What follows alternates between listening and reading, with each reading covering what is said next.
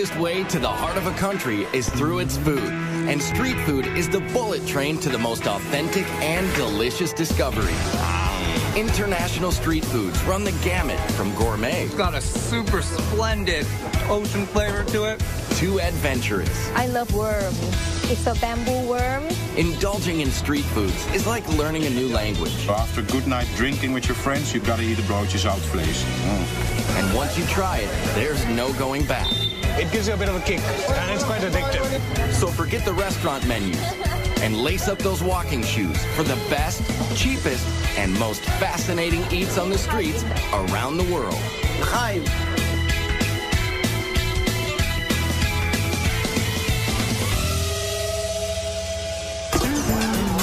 Food. It's the #1 reason people like to travel, and the best place to find it is on the street. There's no better place to rub elbows with the locals and grab a bite that's fast, inexpensive, and speaks volumes about the culture. From Mopani worms in Namibia to hot dogs and pretzels in New York. Street foods reflect the essence of a place.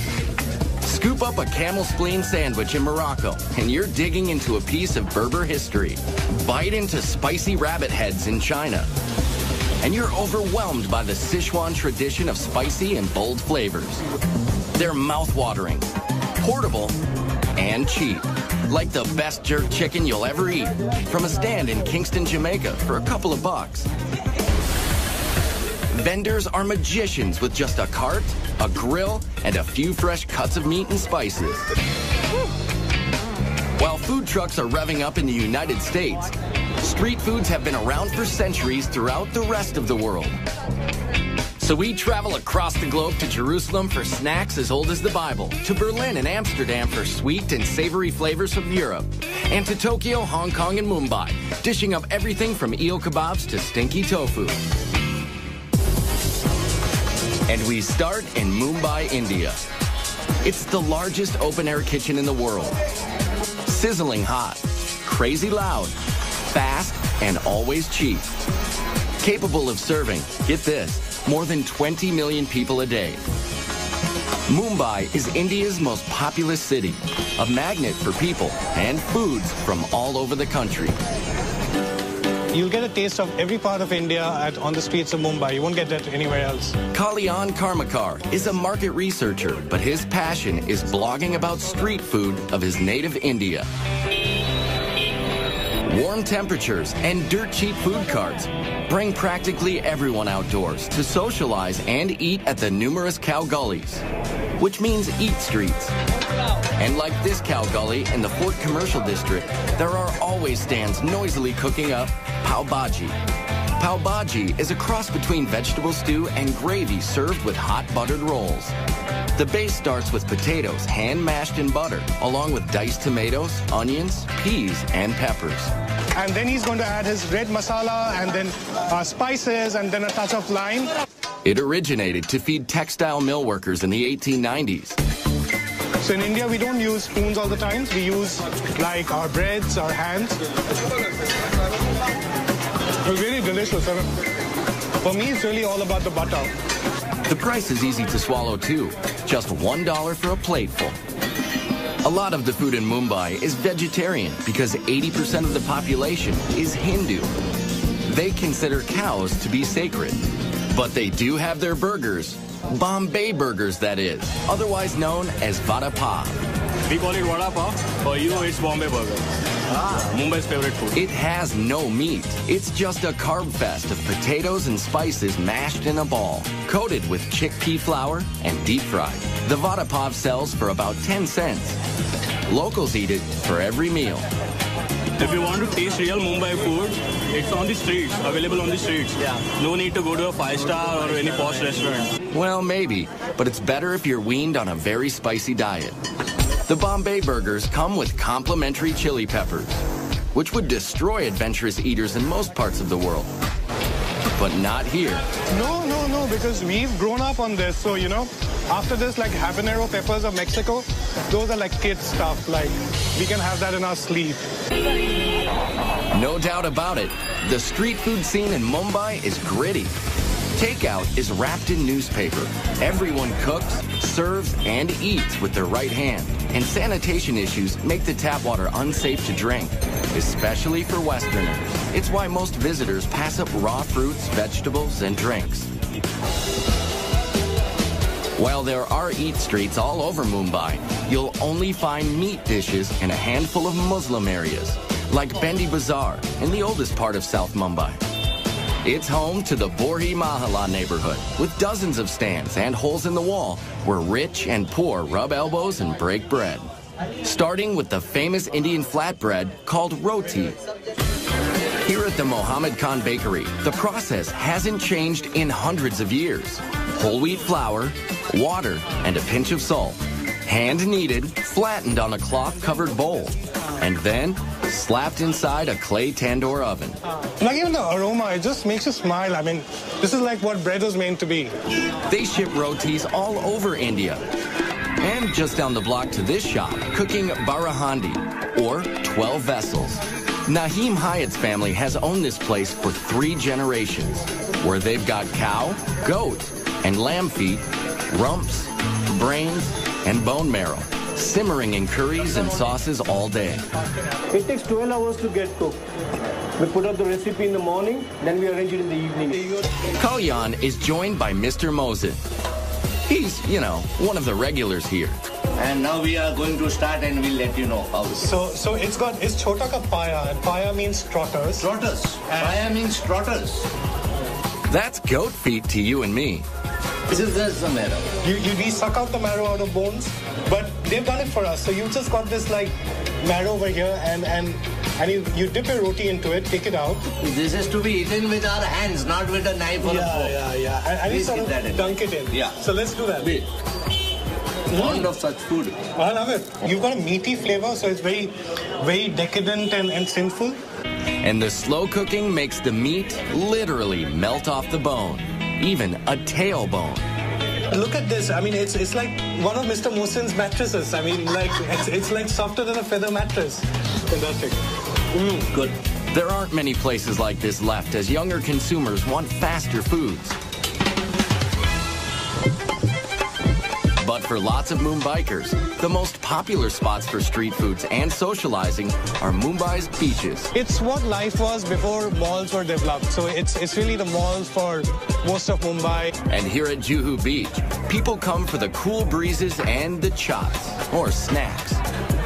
These are made of puri, fried flour dough, some flat, some formed into hollow balls, all topped with variations of potatoes, chutney relishes, and spices. It's a little bit spicy, but it's a tasty food. It's a mix-up of all the vegetables, tomato, onion, and all, so it's very yummy. The variations are as endless as the streams of locals and tourists walking along the sand. Yeah, I'm not too good with spice, so I have to try and find things that aren't too hot. This isn't too hot, so it's good. Got like skewers and stuff off the stick, they're beautiful. But yeah, a lot of veggies as well. It's good. And desserts as well, there's a lot of excellent desserts. Desserts, like the gola, crushed ice, doused with several different flavors of tart and sticky syrup. There's just no neat way to eat these things. Or a faluta. You can get them in different sweet flavors. This one is rose, mixed with noodles, seeds, milk, and ice cream. Hard to tell whether to use a straw or a fork. And to top off a night at Juhu Beach, there are prawns, a beetle leaf stuffed with dried fruits and spices. And it's a digestive and a slight, it gives you a bit of a kick. And if the mildly addicting stimulant in the beetle leaves isn't enough of a kick for you, get this. They dress them with a thin layer of real silver, just for show. But you don't need silver to eat like a king in Mumbai. Because the street food is so incredibly cheap and delicious. I love Mumbai. I'm addicted to Mumbai. It's a bit like Hotel California. Once you check in, you just can't check out. And while it is tempting to linger in India, why miss out on one of the most delectable combinations of sugar and butter you'll ever find? They're very good. This diet buster is coming up later in Amsterdam. But first, it's time to pack on the protein. And in Bangkok, it either slithers, scurries, or squirms. I love worm. It's a bamboo worm. Oh my God, I want to taste it. Bangkok, Thailand is one of the fastest growing, most modern cities in Southeast Asia. With a population topping 9 million and counting. It's a city that never sleeps while it pulsates with culture, fashion, and cuisine, peddled by immigrants from around the region. So it's a constant outdoor smorgasbord along the canals and streets, with vendors hawking everything from crispy grasshoppers and locusts to fermented rice and spicy snakehead fish. Not only like fast, it have to be good. So all the street food squeeze itself into people's daily life. It's not only street food, it's a part of life. Nim Korokot is a travel and food writer who can't wait to get home to Bangkok after business trips. And I'm just fall in love with food because what Thai people love so much, I'm just ordinary Thai, we love food. They love food so much, locals eat multiple small meals all day and all night. It's always a party on the streets. Starting with seafood sold from boats along the canals that crisscross Bangkok. Here at the Tailing Chan Floating Market, sellers paddle up with fresh fish, portable grills, and spicy fixings, all on their boats. This is absolutely the best place to find the food in a very unusual atmosphere. Today's catch? Prawns, mussels, and snakehead fish, with traditional Thai sauce that combines sour, sweet, salty, and spicy tastes. And for a finishing touch, homegrown basil leaves. And the Thai know how to cook with heat. So good! Spicy! But if you're from, say, Italy, it may be more excitement than your mouth can handle. Yeah, it's very spicy. Everything is very spicy. We are not used to spicy food. But this British couple says they'd rather eat papaya salad and pork satay here than at any restaurant. And why not, when this meal costs less than $3? Oh, you can't beat the street food. It's cheap, it's authentic, it's tasty. I mean, the seafood just comes from the waterways. It's just amazing. You live like a king here for no money at all. Delicious. Vendors near the Royal Palace sell fermented rice and lotus leaves, coconut ice cream, and coconut milk, served in the source. Very fresh, very good. Yes, yes. Coconut, coconut! Thailand is one of the world's top coconut growers, and they use it in a lot of native dishes, including their favorite curry dishes. Meat and veggie curries are street stand staples all around Bangkok. You can see 20 different varieties at the Nong Leong Market, where downtown workers come for a fast, hot lunch. And what's cooking for dessert here? Steamed rice crepes, stuffed with pork minced with peanuts and shallots. Or saku saimu, same filling with a sweet tapioca coating. When we talk about people, Thai people, Bangkok people, they all make a joke about us that we eat like 5 meals a day, which is not true because we eat 7 meals a day. At night, Bangkok's eat streets are hopping. This is Silom Road. It's like a melting pot where people come from anywhere in the world and then they live in Bangkok. What they bring with them is not the suitcase, they bring the food. So there's shawarma from the Middle East and noodles with barbecue pork and crab from China. The late night and backpacker crowds also flock to this street food haven along Khao San Road, where immigrant cuisine is hot stuff, like Indian rotis cooked with banana, condensed milk, and chocolate for dessert. Let's get sugar high. And mangoes are served with sticky rice, sweetened with coconut.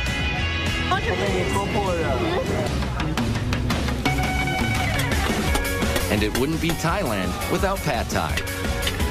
But this iconic dish is cooked in several different ways, down to the choice of 4 kinds of noodles. This close to the sea, shrimp is a popular version. It's cheap and it's safe and it's really nice. But here's where it gets interesting.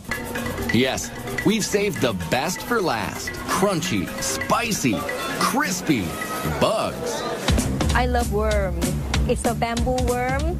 Frying bugs and selling them has been a calling for Mano Parnatharn for 20 years, bringing a taste of home from northeastern Thailand to the big city. Locusts, grasshoppers, bamboo worms, scorpions. For Thais, they are a major source of protein. But for tourists, the grasshoppers and other creepy crawlies are a test of bravery. Like chicken. Especially this giant water beetle. I'm scared. Oh, it makes me proud. Yeah, it's kind of like a nice snack, I think. How is it? And how about a baby frog chaser with a spritz of soy sauce? You see, good. Like a chicken, yeah. Yeah, like a thin chicken. Yeah. This tough guy orders one locust, but gets more than he bargained for. Yeah, for 20 baht you get a whole bag of locusts. That's about 65 cents for the family pack. Very salty and crunchy, which I thought they'd be sweet locusts, to be honest with me. And I'm a little disappointed, but it's not actually terrible if you don't think about it too much. But it's impossible not to think about what you're biting into in Hong Kong, where your nose keeps reminding you. I smell dead people. That's what's coming out of this bag. That's coming up later.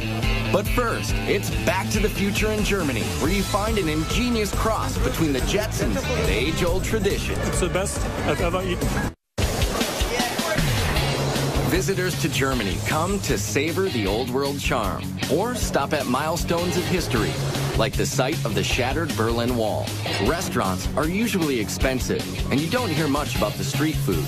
But you can find cheap eats at a nearby Imbiss, which means food stand in German. You'll find them all over the outdoor weekend markets in Berlin, like the Winterplatz. Vendors dish up plenty of German favorites, like soups, strudels, and pickled fish. But ask any Berliner, and they'll tell you the best is worst. Bratwurst. Commuters get them hot and on the go at metro stations from the sellers who look like something out of Star Wars. Very good, Jet. What here is the best that you gift inventing? They're called grill walkers, one-man sausage band, strapped into a combo propane tank and grill contraption. Now this is mobile food. But the most beloved brat in Berlin is the currywurst. Pork sausages grilled and doused in curry and tomato sauce. And one of the most famous currywurst joints is Curry 36, where you can eat inside or out. But most currywurst is grab and go. I asked them where you can get the best currywurst in Berlin, and they told me Curry 36. And so I'm here now to taste, and it's great. Urban legend has it that in 1949, a German housewife traded liquor to British soldiers for the hard-to-find curry spices. She cooked up the cheap but filling dish. This meal deal is less than $4. Oh yeah, really good. Over the years, Germans have acquired a taste for Mediterranean fare brought by Turkish immigrants like this modest guy. Come to Mustafa's Kreuzberg, Berlin City, richtig. Best kebab in town. Doner kebabs are like heroes, an oversized sandwich made of pressed spiced chicken, veal, or lamb, sliced paper thin and piled high with veggies in a pita, all for about $4. I love kebab, yeah? Before, I don't found a good kebab, and I think I must make the best. Food writer Steen Hansen agrees. Got lovely meat here. We've got some feta cheese, onions, salad, some pieces of potato. Just delicious. And if you're on the hunt for another European street food adventure, head west to the Netherlands. Amsterdam is known as the Venice of the North because of its canals and seafood. We eat the shrimps, we eat the eel, we eat herring. Boy, do they eat their herring. Vandaag voor u wel. Dutch foodie Francis Broekhausen gets his fix at Doppermarkt Street Market.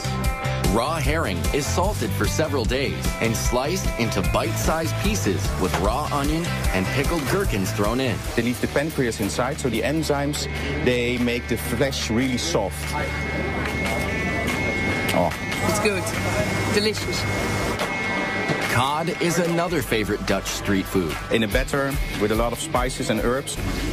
And just like in Germany, Amsterdam's large immigrant population is mixing it up. It's a lot of influence of different cultures. So we have Suriname people, Moroccan, Turkish. Immigrants who cook up dishes like baga, which are donuts made of chickpea flour.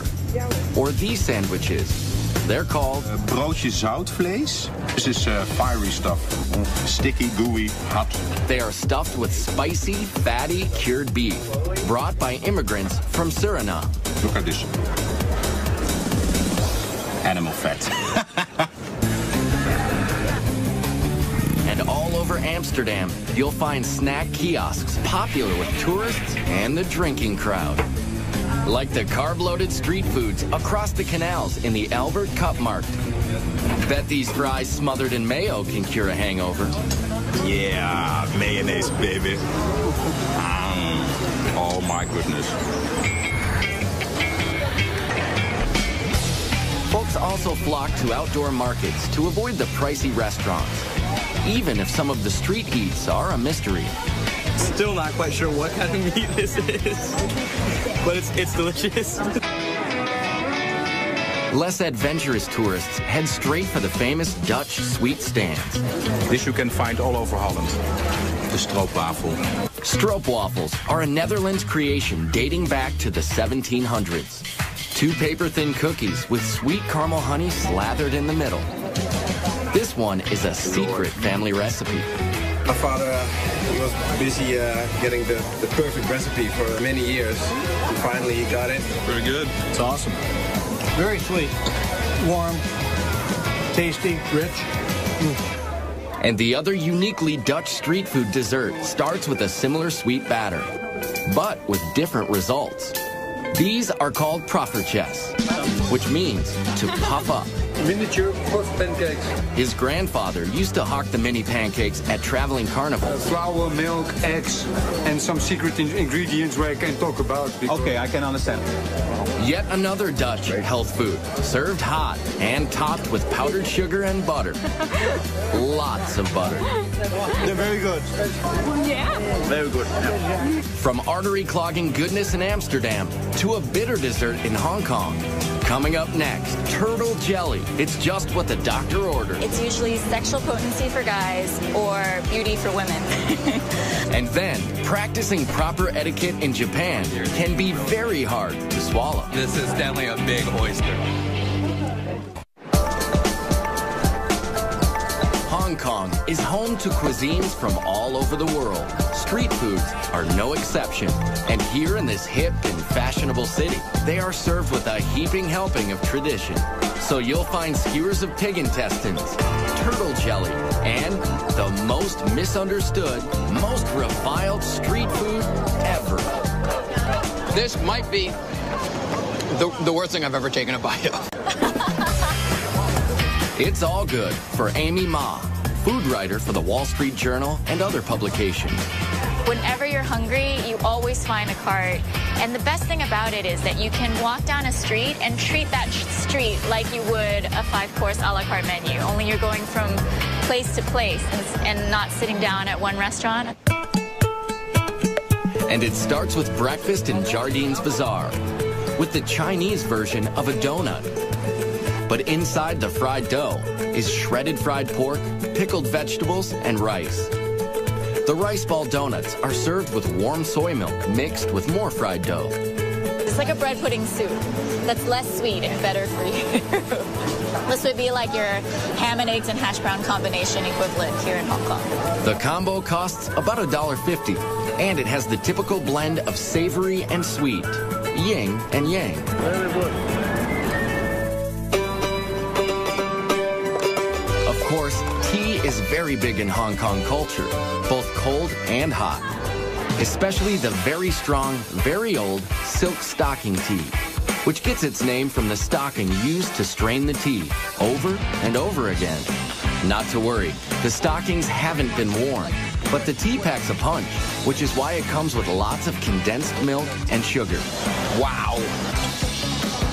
One of the most beloved street snacks in Hong Kong is the egg or custard tart. With just a hint of sweetness, they're habit forming. It's kind of like a flan creme brulee, and the best pie crust you can think of, all rolled into one. People argue about whether the British or Portuguese introduced egg tarts to Hong Kong. But this treat is pure Chinese.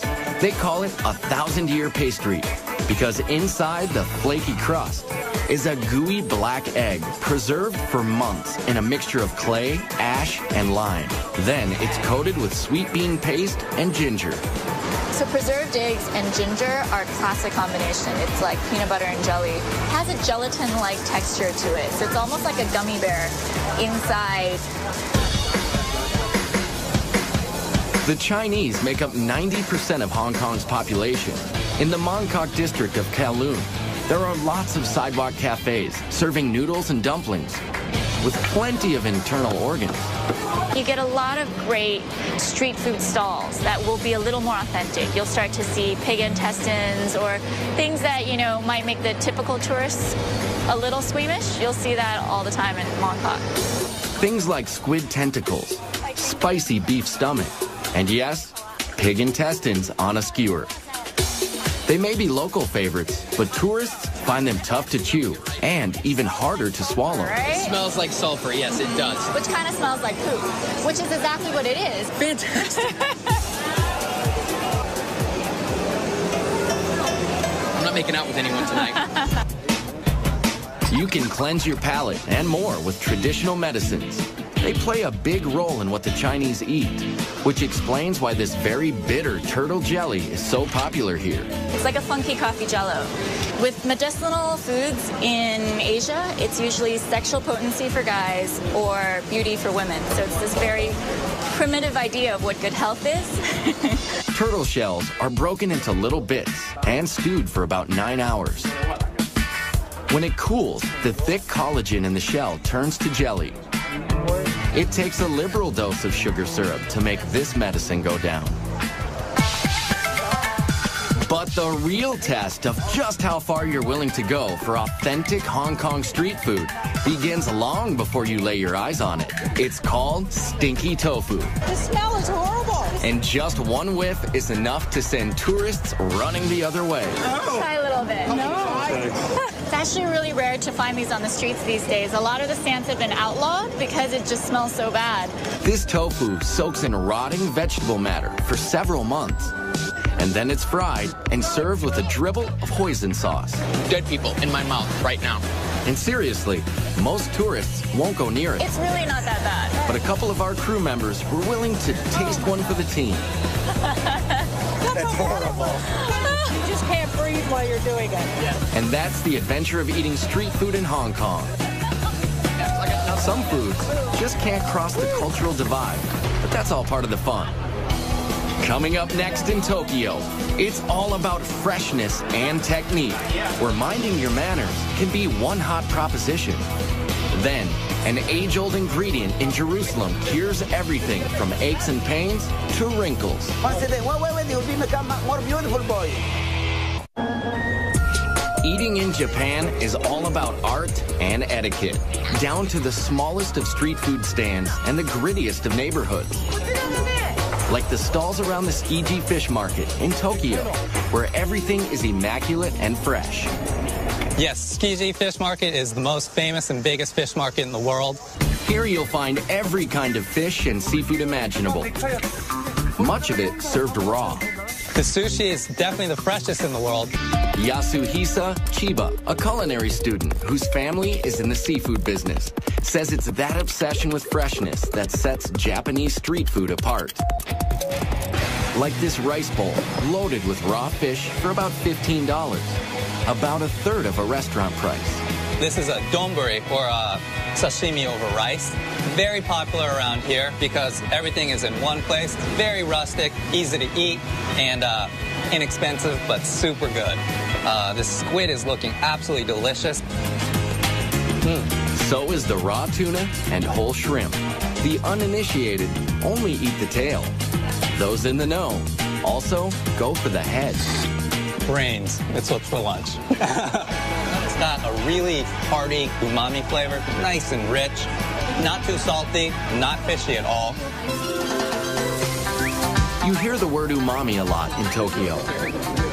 It's used to describe a savory, earthy taste. Here at the Tsukiji Fish Market in Tokyo, it's a point of pride to handle raw fish as little as possible, because heat from a person's hand can spoil it. Yes, Japanese people love healthy food. They like simple preparations that don't mess with the product at all. This is about as basic as it comes. Unagi, or freshwater eel, grilled to perfection. In the summer, it's very popular to eat because it gives you strength and stamina. Unagi has great fat content to it. It's real moist, real rich. It's basted in a subtle mixture of soy sauce, sugar, and mirin, which is a sweet sake. There's nothing subtle about the stand next door, selling giant raw oysters. Look how huge that is. Protocol dictates you've got to swallow it whole, no matter how big it is. And this is definitely a big oyster.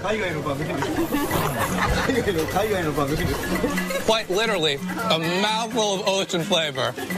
Bursting with salt. And the really meaty, super good. Another popular street food is much easier to swallow. It's ramen soup with lots of noodles and broth. You have to slurp. I know it's very rude in America to slurp your noodles or pasta, but in Japan you have to do it for it to be delicious. There are a lot of rules you need to know when eating in Japan, like how to bow to your server, how to add wasabi, when to pick up food with your fingers, and yes, the right way to slurp soup. Slurping helps you breathe in the aroma. The Japanese experience food with all of their senses, like the way they eat takoyaki or octopus balls. At this stand in the Amiyoko district, a no-frills outdoor market full of food stalls. To be clear, these are not octopus testicles, they are octopus tentacles, chunked into a pancake-type batter. They're topped with dried fish flakes, seaweed, and smothered in mayonnaise. The rule is to devour them straight from the fire. It's like eating hot lava. Not an overwhelming octopusy taste. It's a lot of hot batter and the nice sauce that's on there. Tokyo is not like Mumbai or Bangkok, which have food stands all over. Here, you have to know where to look, like the Asakusa district. The street leading up to the oldest Buddhist temple in the city is lined with old-time vendors, serving up traditional treats, like marinated seaweed. It's not overly salty, it's not overly powerful, it's just got that nice umami flavor, and it's very healthy, you can tell, but it's delicious. Now, this guy spends hours scraping the kelp and soaking it in vinegar. This just might be an acquired taste, according to these Australians. I think it'd be interesting in soup or in steaks rather than just by itself. Though they love their seaweeds and creatures, the Japanese could not survive without rice. We use rice for everything. It used to be used as currency, and not only do we eat it for every single meal, it's used to make sake, shochu, desserts. Desserts like these, kibi dango. They're balls of sticky rice pounded and coated with sweet bean powder. There's senbei, a dry, crunchy rice cracker. This one is a wasabi seaweed flavor. It's cool to watch how they grill them in the back. And this woman transforms rice crackers into something you'd swear was meat, just by soaking and spicing it. If you told me that it was a beef intestine or a tripe, I might believe it. Nope, it's really rice crackers. And after a long day of eating, it's sake time, which, by the way, is also made of rice. After dark, the working crowd heads here, Yakitori Alley, under the downtown train tracks. Yakitori are bite-sized pieces, grilled on small skewers. 2 skewers cost less than $4. Right now I'm going to try some livers and the rear end of the chicken. There's been a head-to-tail trend in Japan for centuries, and they're always scrupulous about food safety and cleanliness. Just from hearing its tail, you might think it's disgusting, but this is really good. Or stick your skewers into these morsels: pig's head, chicken thigh, heart, or cartilage. It's fatty, a little bit fatty taste. It's not it's not unpleasant at all, actually. It seems to be quite crunchy and crispy. It's good, actually. Never thought I'd eat it, but I'm eating it. The heart is excellent as well. It really, really is good. Jolly nice and splendid. Minimal cooking, minimal interruption from the chef. So whether it's cooked simply or simply not cooked, Tokyo street food is calling you like a sidewalk samurai with your chopsticks and skewers. Kampai! Coming up next, one of the oldest cities in the world dishes out street fare that just might hold the secret to world peace. My mouth thanks you. Thank you. Jerusalem is one of the oldest cities in the world. It's the crossroads of religious and cultural tradition from Africa, the Middle East, and Europe. Its tumultuous history can be felt in every narrow street and alley. Even its street foods take you back to another time, with origins from many other countries, especially those sold at the Mahane Yehuda market in the center of town. And in the middle of the market is Uzi Eli Hazy. He's known simply as the juice guy. Really, he's more like a medicine man. This one is ginger with apple, in case if you are diseased or upset stomach. Israel grows a lot of fruits, so juice stands are everywhere, but none quite like this. Uzi Eli brews a concoction to cure every ailment. Dates. It makes you wake up and full of minerals and vitamins. Pomegranate, apple, and cayenne. Make the blood to run much better. We have the bitterness and the citrus of the pomegranate, and then the spiciness of the cayenne pepper. But his most prized potions are made from one of the world's oldest fruits. It's known as etrog in Hebrew, or citron in English. What you see here is especially unique in the world. 8 centuries ago, a famous Jewish philosopher proclaimed the etrog to have 70 healing properties. It's for pregnancy, for heart, for pressure, for wake up. So Uzi Eli puts it in almost everything from juice to anti-wrinkle cream to this, his own age-reversing spray. Close your eyes. Once a day. Wait, you'll become a more beautiful boy. Open your mouth, open. He invents some of the elixirs himself. Others are passed down from his Yemenite grandfather. They prepare and heal all the system in your body. Chaim. Just like the etrog, many of the foods sold in this open-air market are as old as the Bible. It's a large open-air market, and you have vendors with your classic spices, olives, and your fresh produce and fruits, as well as meat and fish.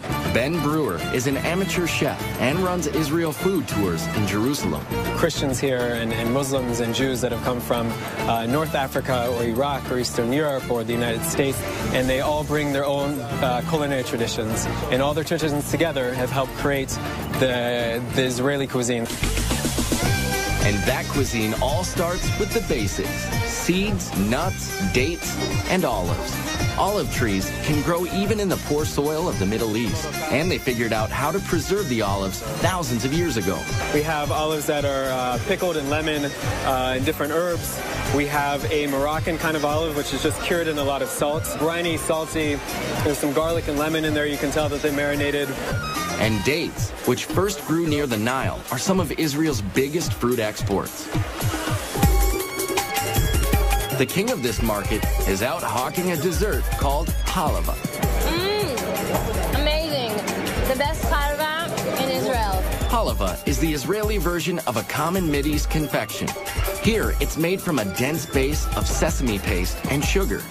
And then they'll add the other element, whether it's the pistachio, the cinnamon, the chocolate, the cappuccino, to give it a slightly different flavor. It tastes like sesame, but sweet, very sweet. And in a back quarter of the market, they're still baking the same breads they have for millennia: laffa and pita, sold to stands making Jerusalem's most iconic street foods, shawarma, kebabs, and falafel. Every ethnic group makes its own versions of falafel, but they're all basically ground chickpeas and spices, molded into little balls and deep fried. It's so good, really, because also it's crispy. All of the people around the world like falafel. Kebabs also originated in the Middle East, and although many cultures have adopted them, you can't beat the real thing just outside the ancient walled city of Old Jerusalem. And at $5, the price is right. This is a part of their culture and to experience some of the country, so I think it's a good idea. And it's also cheap. Yeah, exactly. Some of it you get at restaurants is the same, I think, but just overpriced. Jerusalem is the crossroads of many cultures and religions. The Arab Quarter is just inside the walls, through the nearly 500-year-old Damascus Gate. The Shoot, or Bazaar, is a maze of ancient alleyways, selling everything from clothing to all kinds of Middle Eastern foods, like pastries and shawarma.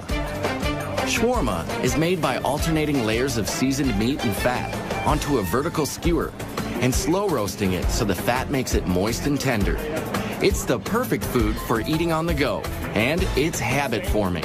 Al-A Eilat has specialized in chicken shawarma for 72 years. That looks really good. I'd like to order one shawarma, please. Sure. Would like to have in pita bread or in the laffa bread, the Arabic bread. Decisions. The choice of salad toppings is endless. And it's finished with a drizzle of tahina, a sesame sauce. Abed Hafiz has been cooking it all his life. It's my grandfather's restaurant. It's a burst of flavors. My mouth thanks you. This is the best fast food in the world. I love the food very much. And that's the delicious lesson found in the ancient traditions of street food in Jerusalem. No matter where you come from or what religion you practice, it's the one thing everyone can agree on. And all around the globe, street foods are bridging cultural divides. So Hindus and Muslims can break roti together in Mumbai. The Japanese can keep up their ancient food rituals even on the go. In Hong Kong, locals can still find old world foods and drink herbal remedies at stalls in the middle of a modern metropolis. And the Bangkok Eat Streets offer a melting pot of cuisines. While in Berlin and Amsterdam, you can find natives, immigrants, and tourists lining up to taste the best of all worlds at great prices, keeping alive the tradition of street foods around the globe.